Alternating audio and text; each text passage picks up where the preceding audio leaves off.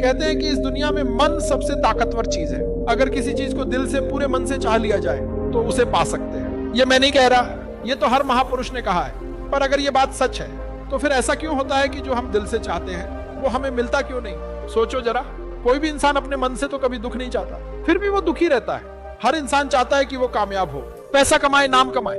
फिर भी ऐसा क्यों है कि ज्यादातर लोग न तो खुश रहते हैं और न ही कामयाब बन पाते हैं? अब इस पूरी बातचीत में दो बातें निकल कर आती है, या तो वो महापुरुष गलत थे या फिर कहीं हम गलत हैं।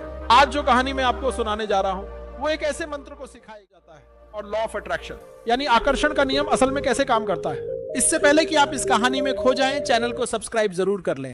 बहुत समय पहले की बात है, एक छोटा सा गांव था। उस गांव में दो सगे भाई रहते थे। बड़ा भाई जन्म से ही अंधा था, इसलिए अधिकतर समय घर के अंदर ही बिताता था, और छोटा भाई खेतों में मेहनत करता था।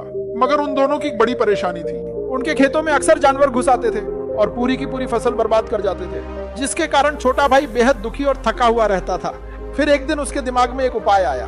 उसने सोचा क्यों ना अपने बड़े भाई से मदद ली जाए। वैसे भी भैया देख नहीं सकते, लेकिन खेत में बैठ तो सकते हैं। अगर जानवरों की आहट सुनकर जोर से चिल्लाएं तो शायद जानवर डरकर भाग जाएंगे और हमारी फसलें बच जाएंगी। फिर उसने खेत के एक कोने में एक छोटी सी झोपड़ी बना दी और अपने अंधे भाई को वहां बैठा दिया। उसने बड़े प्यार से कहा, भैया जब भी किसी जानवर की आहट सुनो तो बस जोर जोर से चिल्ला देना, जानवर डर जाएंगे और यहाँ से भाग जाएंगे और हमारी फसलें बच जाएंगी। बड़ा भाई भी खुशी खुशी तैयार जोर से आवाजें लगाने लगा। जानवर डर जाते और वहां से भाग जाते। ऐसे करते करते कई दिन बीत गए। अब फसलें भी बचने लगी। छोटा भाई थोड़ा राहत महसूस करने लगा। लेकिन फिर एक दिन कुछ अलग हुआ। खेत में अचानक एक हिरण भागता हुआ घुस आया। वो तारबंदी के ऊपर कूदा और भीतर आ गया और आगे की तरफ भागता चला गया। उसी हिरण के पीछे एक राजा भी अपने सिपाहियों के साथ खेत में आ पहुंचा। राजा की नजर सीधी उस अंधे भाई पर पड़ी तो राजा ने उससे पूछा, क्या तुमने इस रास्ते से कोई हिरण भागते हुए देखा है? अंधा भाई बोला, महाराज मैं तो देख नहीं सकता, पर इतना जरूर कह सकता हूँ कि जो जानवर यहाँ से गया है वो आपके शिकार के लायक नहीं है। आप अपना समय उसके पीछे लगाकर व्यर्थ कर रहे हैं। राजा हैरान हो गया। उसने कहा, तू देख नहीं सकता, फिर भी तू कैसे कह सकता है कि वो मेरे योग्य नहीं? अंधा भाई शांत स्वर में बोला, महाराज जिसे आप हिरण समझ रहे हैं असल में वो एक मादा हिरण है और वो गर्भवती है। मैंने उसकी चाल, उसकी सांसों और उसके चलने की थकान से यह महसूस किया, और मैंने आज तक कोई राजा नहीं देखा जो गर्भवती हिरणी का शिकार करे।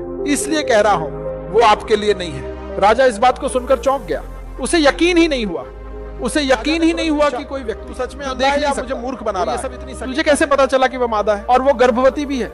इस पर अंधा भाई बोला, हे राजन, आंखों से देखना ही सब कुछ नहीं होता। कभी कभी सिर्फ सुनकर ही इंसान ज्यादा गहरी बातें जान जाता है। और जो जानवर अभी भागा है उसकी चाल में, उसकी थकावट में उसकी हालत साफ झलक रही थी। राजा थोड़ी देर शांत रहा। फिर उसने अपने सेनापति को आदेश दिया, उस जानवर को पकड़ कर लाओ। मैं खुद देखना चाहता हूँ कि यह सच है या नहीं। अगर वह सच में मादा है और गर्भवती भी है तो हम उसका शिकार नहीं करेंगे। सेनापति राजा से अनुमति लेकर आगे की ओर निकल पड़ा। कुछ ही समय बाद जब वह लौट कर आया तो उसने राजा से कहा, हे राजन, इस अंधे व्यक्ति ने जो कुछ भी कहा था वह पूरी तरह सच निकला। वह जानवर सच में एक हिरनी थी और वह भी एक गर्भवती थी। यह सुनकर राजा पूरी तरह अचंभित रह गया। उसके अंदर से कई सारे सवाल आने लगे कि जो व्यक्ति देख नहीं सकता हिरण है और वो ये सब इतनी गहराई से, राजा को अब यह रहस्य पूरी तरह जानना था। उसने तय कर लिया कि अब वो खुद इस बात की तह तक जाएगा। राजा सीधा उस अंधे व्यक्ति के पास गया और कहा, मैं ये नहीं कह सकता कि तुम वास्तव में अंधे हो या नहीं, लेकिन मैं तुमसे एक सवाल पूछने आया हूँ, क्या तुम सच सच उत्तर दोगे? अंधा व्यक्ति बोला, हे राजन, जो भी आप जानना चाहते हैं निसंकोच पूछिए, मैं आपको पूरी ईमानदारी से उत्तर दूंगा। राजा ने पूछा, एक तो तुम कहते हो कि तुम अंधे हो और दूसरी ओर तुमने बता दिया कि वह एक हिरनी थी और गर्भवती भी थी। आखिर तुमने यह कैसे जाना? मेरे विचार से तुम्हारे खेत में और भी जानवर आते जाते होंगे, तो फिर तुमने कैसे अंदाजा लगा लिया कि यह वही विशेष हिरनी है? अंधा व्यक्ति मुस्कुराया और बोला, हे राजन, जब वह जानवर मेरे खेत में आया, उसकी चाल, उसकी आहट और उसकी दौड़ने की गति से मैं समझ नहीं है। अगर वह जानवर उसे छलांग लगाकर पार करता तो उसका गर्भस्थ शावक जोखिम में पड़ सकता था, लेकिन उसने छलांग नहीं लगाई बल्कि बाड़ को तोड़कर निकली, और यही संकेत मेरे लिए पर्याप्त था कि वह गर्भवती है। राजा कुछ पल चुप रहा, फिर एक और सवाल किया, तुम्हें यह कैसे यकीन हुआ कि वह हिरनी ही थी और न कि कोई और जानवर? अंधा व्यक्ति बोला, राजन, मैं सुबह से रात तक इसी खेत में बैठा रहता हूँ। मेरी श्रवण शक्ति बेहद तेज है। आवाजों से ही मैं जानवर की पहचान कर लेता हूँ। कौन सा जानवर है, कैसा है, क्या इरादा है, सब कुछ। और जब भी मुझे लगे कि वह खेत की फसलों को नुकसान पहुंचा सकता है, मैं जोर जोर से चिल्ला देता हूँ, जिससे जानवर भाग जाए और फसलें सुरक्षित रहें। राजा यह सुनकर पूरी तरह संतुष्ट हो गया। अब उसके मन में इस व्यक्ति के लिए गहरा सम्मान था। यह आदमी भले अंधा उसने तय कर लिया, लेकिन यह तो बेहद छोड़ना मूर्खता होगी। इसका ज्ञान मेरे काम आ सकता है। कुछ दिन बीते। राजा ने अपने सेनापति को आदेश दिया, जाओ और उस अंधे व्यक्ति को महल ले आओ। सेनापति तत्काल उस अंधे व्यक्ति के पास गया और उसे बोला, राजा साहब ने आपको महल बुलाया है। अंधा व्यक्ति समझ गया, राजा निश्चित रूप से कोई बड़ी बात कहने वाला है। शायद कोई जिम्मेदारी देगा या कुछ ऐसा काम जो मुझे मुश्किल में डाल सकता है। लेकिन फिर भी वह मना नहीं करता और सेनापति के साथ महल चल पड़ता है। महल पहुंचते ही राजा ने उससे कहा, आप तो बड़े ज्ञानी निकले, किसी भी बात की गहराई तक पहुंच जाते हैं। आज मैंने आपको इसलिए बुलाया है क्योंकि मैं एक बहुत अहम सवाल का उत्तर चाहता हूं। मुझे यह जानना है, क्या मेरी पत्नी वास्तव में पतिव्रता है? यह सुनकर अंधा व्यक्ति चौंक पड़ा। हे राजन, यह कैसा प्रश्न है? राजा बोला, यह सवाल पूरी तरह उचित है। अंधा व्यक्ति गंभीर हो गया। हे राजन, यदि आप सच में इस प्रश्न का उत्तर जानना चाहते हैं तो एक शर्त है। राजा बोला, क्या शर्त? अंधा व्यक्ति कहता है, आपको अपनी पत्नी को मेरे साथ एक कमरे में कुछ समय के लिए अकेले छोड़ना होगा। यह सुनकर राजा पहले तो नाराज हुआ, लेकिन कुछ पल सोचने के बाद उसने सेनापति को आदेश दिया, सेनापति जी, इस व्यक्ति और मेरी रानी को एक कमरे में अकेला छोड़ दीजिए। सेनापति ठीक वैसे ही करता है जैसा राजा कहता है। अब रानी और वह अजनबी एक ही कमरे में बंद हो चुके होते हैं। अंधा आदमी रानी से कहता है, रानी जी, मैं आपको छूना चाहता हूँ। यह सुनते ही रानी आगाबूला हो जाती है। बिना एक पल गंवाए वह उस अंधे आदमी पर हमला कर देती है। कभी थप्पड़, कभी मुक्के, कभी लातें। इतना मारा कि अंधा आदमी खुद को बचाता फिर रहा था। किसी तरह जान बचाकर वह भागा और सीधे। राजा यह सुनकर गुस्से से लाल हो गया, तलवार खींची और दौड़ता हुआ रानी के पास गया। क्रोधित स्वर में बोला, रानी, अब जो मैं पूछूं उसका सच सच जवाब देना। एक भी बात छुपाई तो तुम्हारा सिर धड़ से अलग कर दूंगा। फिर पूछा, बताओ, क्या तुम पतिव्रता हो या नहीं? रानी ने साहस से कहा, हे स्वामी, चाहे मुझे जान से मार दीजिए, पर आज मैं झूठ नहीं बोलूंगी। मैं पतिव्रता नहीं हूं। राजा अंदर से टूट गया। वह अंधा व्यक्ति जो कह रहा था वह सच था। राजा उसी वक्त उस अंधे के पास पहुंचा और पूछा, तुम्हें कैसे पता चला कि मेरी रानी पतिव्रता नहीं है? अंधा आदमी बोला, बहुत सरल बात है राजन, मैंने तो बस इतना कहा था कि मैं आपको छूना चाहता हूं। यदि वो सच्ची पतिव्रता होती तो बस मना कर देती, मगर उसने मुझ पर लात घूंसे बरसा दी और बिना सोचे समझे क्या वह पतिव्रता हो सकती है? राजा हैरान रह गया, बोला, तुम तो बड़े ज्ञानी निकले। अब एक और सवाल है मेरा, अगर इसका उत्तर भी तुमने सही दिया तो मैं तुम्हें मुक्त कर दूंगा। राजा ने पूछा, बताओ, क्या मैं सच में अपने पिता का बेटा हूं या फिर किसी और का? अंधा आदमी मुस्कुराया और बोला, राजन, इससे आपको क्या लेना देना? आप इस राज्य के राजा हैं, इतना काफी है। राजा जिद पर अड़ा रहा, नहीं, मैं जानना चाहता हूं, मुझे सही उत्तर चाहिए। अगर नहीं बताया तो चैन से जी नहीं पाऊंगा। अंधा आदमी बोला, ठीक है, पर वादा करो कि गुस्सा नहीं करोगे। राजा बोला, मैं वादा करता हूं। फिर अंधा आदमी बोला, हे राजन, आप अपने ही पिता के पुत्र हैं, लेकिन आप पर एक कंजूस सेठ की छाया है। राजा का पारा चढ़ गया, तलवार लेकर दौड़ा अपनी माँ के पास। माँ से पूछा, मुझे सच बताइए। माँ बोली, क्या मैं अपने पिता का बेटा हूँ या नहीं? तू अपने ही पिता का बेटा है, लेकिन एक बार जब मैं स्नान करके शीशे में खुद को देख रही थी तो मुझे शीशे के पीछे एक कंजूस सेठ की परछाई दिखी और वही छाया तेरे ऊपर पड़ गई। राजा हैरान परेशान फिर से दौड़कर उस अंधे व्यक्ति के पास गया और पूछा, तुझे ये कैसे पता चला कि मुझ पर एक कंजूस सेठ की छाया है? अंधा व्यक्ति बोला, हे राजन, आपने मुझसे इतने सवाल पूछे, मैं हर बार सही जवाब देता गया, लेकिन अब तक आपने मुझे एक भी इनाम नहीं दिया। इसीलिए मैंने समझ लिया कि आप काफी कंजूस हैं। राजा हंस पड़ा और बोला, तुम जो चाहो मांग लो, लेकिन पहले बताओ, तुम्हें कैसे पता चलता है कि कौन क्या सोच रहा है? अंधा आदमी बोला, हे राजन, मेरी आंखें नहीं हैं, लेकिन मन की बातें तो शरीर की क्रियाओं से दिखती हैं। इंसान की आंखें, होंठ, हाथ और उसकी हरकतें की बात जान सकता हूं। अंधा व्यक्ति बोला, जरूर जान सकते हो, लेकिन पहले खुद पर काम करना होगा। मैं तुम्हें 3 तरीके बताने वाला हूं जिससे तुम किसी के भी मन को पढ़ सकते हो, लेकिन पहले अपने मन को वर्तमान में लाओ, शांत करो और एकाग्र बनाओ। फिर बोला, पहला तरीका, आंखों को पढ़ो। आंखें झूठ नहीं बोलती। जब कोई व्यक्ति आपसे बात करते वक्त आंखें चुराता है, ऊपर नीचे या दाएं बाएं देखता है, समझो वह सच नहीं बोल रहा। अब तुमने दूसरों के मन को पढ़ना तो सीख लिया, लेकिन अपने मन पर कंट्रोल करना भी तो जरूरी है। वरना कोई दूसरा तुम्हारे अंदर की बातें पता कर सकता है। इसके लिए दूसरी कहानी को ध्यान से सुनना। इससे पहले कि आप इस कहानी में खो जाएं, चैनल को सब्सक्राइब जरूर कर लें। तो चलिए कहानी शुरू करते हैं। एक बार एक आदमी था जिसकी जिंदगी सिर्फ दुखों से भरी थी। वो जो भी करता अधूरा ही रह जाता। घर में झगड़े, बाहर ताने, मदद कोई नहीं करता था। आंखों के नीचे काले घेरे और मन में गहरी बेचैनी। कभी कभी तो उसे बुरे बुरे ख्याल भी आते थे, लेकिन अपने परिवार को देखकर वो रुक जाता। रात काफी हो चुकी थी, लेकिन उसे नींद नहीं आ रही थी। तभी वो अचानक से उठा और खुद से कहने लगा, अब बहुत हो गया, अब और सहन नहीं होता। मैं इस तकलीफ को और सह नहीं सकता। मुझे कुछ करना होगा, मुझे अपने हालातों को बदलना होगा। वह इतना व्यथित हो गया कि उसने निर्णय लिया कि वह इन सारे दर्दों से छुटकारा पा लेगा, चाहे उसे इसके लिए कितनी भी मेहनत करनी पड़े, कुछ भी करना पड़े, चाहे अंगारों पर भी चलना पड़े, लेकिन दुखों से मुक्ति अवश्य प्राप्त करेगा। एक दिन उसने अपने मित्र से पूछा, मैं अपने जीवन को कैसे सुधारूं? उसके मित्र ने कहा, तुम किसी बाबा के पास जाओ।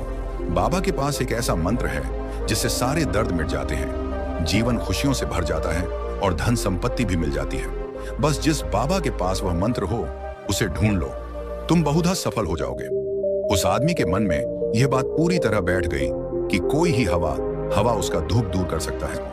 और जब उसे बाबा को सच में तमाम समस्याएं बताई और कहा, बाबा मैं कुछ भी करने को तैयार हूं, मेरे इन कैद ए दुख से मुझे मुक्त कर दीजिए। जो कुछ भी आप बताइए मैं वह करूंगा, बस मेरे जीवन को सुधार दीजिए। बाबा ने उसे कुछ टोने टोटके बताकर समझाया, लेकिन बदले में उन्होंने डैन दक्षिण ली। कहा, यदि यह टोटका विधिवत किया तो तुम्हारे घर में सुख शांति बनी रहेगी। वह आदमी घर लौटकर पूरे विधि विधान से टोने टोटके करके लगा, लेकिन तीव्र प्रयास के बावजूद उसके जीवन में कोई सकारात्मक बदलाव नहीं आया, बल्कि विपरीत परिणाम आया। दुख और बढ़ गया।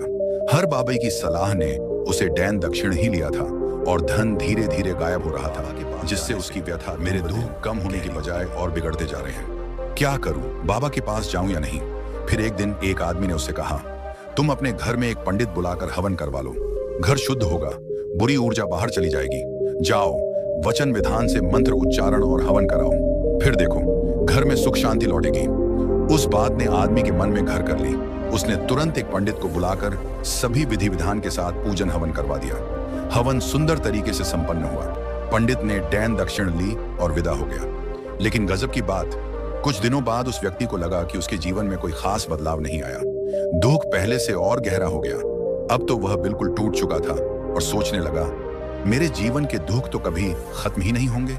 दिन रात वह परेशान रहा। बाबा जो समाधान देता है पर डैन दक्षिण नहीं लेता, उस बाबा के पास मैं जाऊं या नहीं?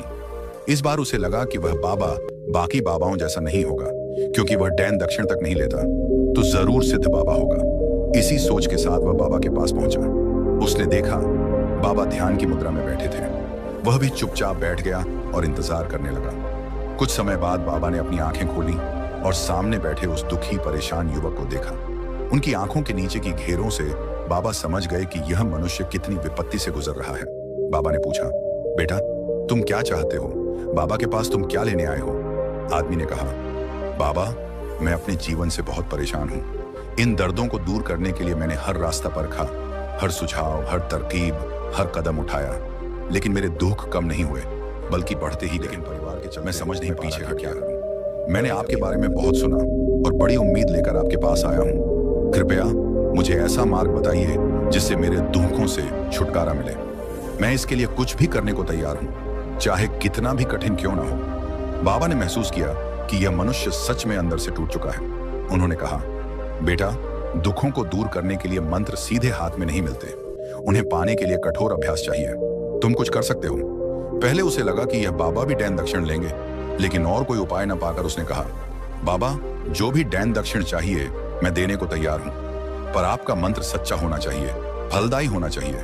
उसके बाद मैं जो डैन दक्षिण आप चाहें दूंगा। बाबा बोले, डैन दक्षिण तो बहुत छोटी बात है, मैं उसे नहीं चाहता। वह सोच में पड़ गया, फिर बोला, बाबा मैं अंगारों पर चलने को भी तैयार नहीं, छोटी चीज कृपया आज्ञा। मैं वह मांगने वाला नहीं हूँ।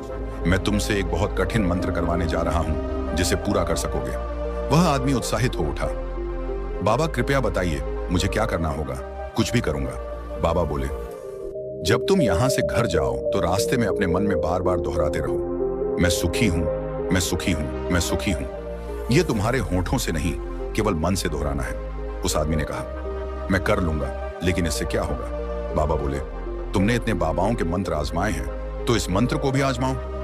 वह आदमी सोच में पड़ गया। बाबा तो डैन दक्षिण नहीं ले रहे और मंत्र भी छोटा है। ठीक है बाबा, मैं यह मंत्र जरूर करूंगा, कहकर वह वहां से चला गया।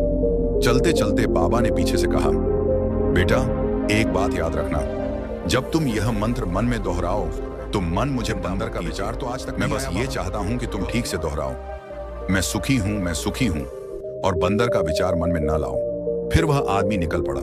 थोड़ी दूर ही चला था कि अचानक मन में बंदर का विचार आया, एक क्षण के लिए, और फिर चला गया। उसने सोचा, आज तक तो बंदर का कोई विचार नहीं आया, लेकिन अब अचानक क्यों आया? जड़ लॉग, और उसने उसे पकड़ने की कोशिश की।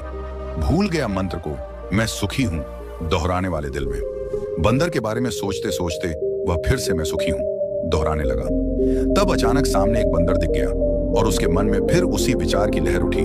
उसने भीतर से खुद को रोका, लेकिन बंदर ही नजर आ रहा था। ऐसे संघर्षों के बाद जब वह घर पहुंचा तो पत्नी से बोला, उन्हें बंदरिया मुझे खाना परोस दो।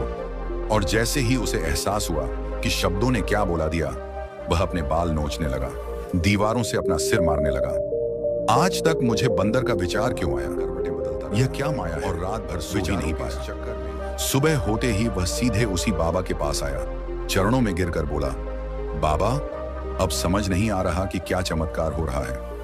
आज तक बंदर का कोई विचार नहीं आया था, लेकिन कल से जब से आपने कहा कि बंदर का विचार नहीं आना चाहिए, तब से मुझे हर जगह बंदर ही बंदर दिखाई दे रहे हैं। मुझे तो आपके पीछे पेड़ पर बैठा बंदर भी खेलों पर बैठा दिख रहा है। बाबा ये हो क्या रहा है? बाबा हंस पड़े, बेटा मन का जाल समझना इतना आसान नहीं। बंदर तो पहले से ही तुम्हारे रास्ते में आता रहा है। जब तुम मेरे पास आए तब भी पेड़ों पर यह बंदर घूम रहा था, लेकिन तब तुम्हारे ध्यान में यह बंदर नहीं था, तब केवल तुम्हारे दुख थे। फिर बाबा ने समझाया, बच्चा हम जिस चीज से भी भीतर भागना चाहते हैं, असल में जो चीज हम भूलना चाहते हैं उसकी इच्छा ही उसे हमारे भीतर गहराती है। और जब तक हम मानसिक रूप से बार बार दुख से मुक्त होना है ऐसे सोचते रहेंगे, वह दुख हमारी चेतना में और भी मजबूत होता जाएगा और हम महसूस भी नहीं करेंगे। इसीलिए यदि तुम दुखों से सच्चे में छुटकारा पाना चाहते हो तो दुखों के बारे में सोचना ही छोड़ दो। जब तुम दुख को भूल जाओगे तभी वे सच में तुम्हारी जिंदगी से गायब हो जाएंगे। अक्सर लोग धूम्रपान छोड़ना चाहते हैं, शराब छोड़ना चाहते हैं, शाम को वादा करते हैं मैं गलत काम नहीं करूंगा, कि जो फिर शाम होते वह करना मुश्किल हो जाता है। कारण यह है कि हम उस आदत को बहुत अधिक महत्व दे रहे हैं। जब भी हम किसी चीज को छोड़ने पर विचार करते हैं, हम उसकी इंपॉर्टेंस और ऊंची कर देते हैं। हमारा मन उस चीज के पीछे भागने लगता है। हमें उस चीज से लड़ना नहीं चाहिए, बल्कि उसे बिना सोचे ही अपनी जिंदगी से गुजरने देना चाहिए। और यदि हम इस मंत्र को समझ लें कि जिस चीज को हम पाना चाहते हैं उसे अपने अंतर्मन में स्थान दें, और एक बार वह लक्ष्य हमारे भीतर दृढ़ हो जाए, तो फिर सफलता स्वतः हमारे पास आएगी, बिना किसी